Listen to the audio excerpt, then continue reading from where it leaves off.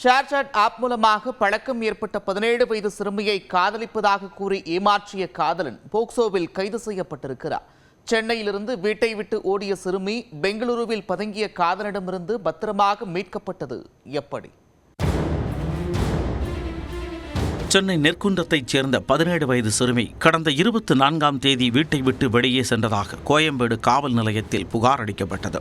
அடிக்கடி செல்போனில் ஒருவருடன் பேசி வந்ததை தந்தை கண்டித்ததால் சிறுமி கோபித்துக் கொண்டு வெளியே சென்றதாக புகாரில் குறிப்பிடப்பட்டிருந்தது. புகாரின் பேரில் போலீசார் விசாரணை நடத்தி வந்தபோது சிறுமியின் காதலன் போன் செய்து தன்னுடன் தான் சிறுமி இருப்பதாக தெரிவித்துள்ளார்.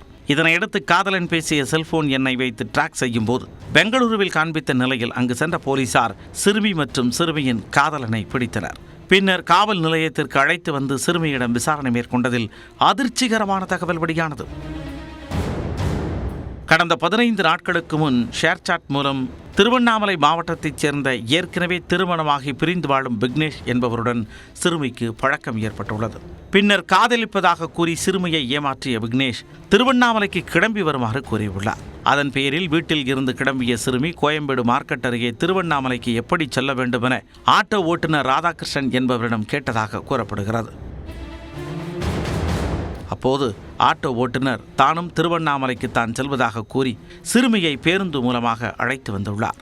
அப்போது பேருந்தில் சிறுமியிடம் அவர் பாலியல் அத்துமீறலில் ஈடுபட்டுள்ளார். திருவண்ணாமலை சென்றதும் அங்கிருந்து விக்னேஷுடன் மும்பை செல்ல முயன்றுள்ளார்.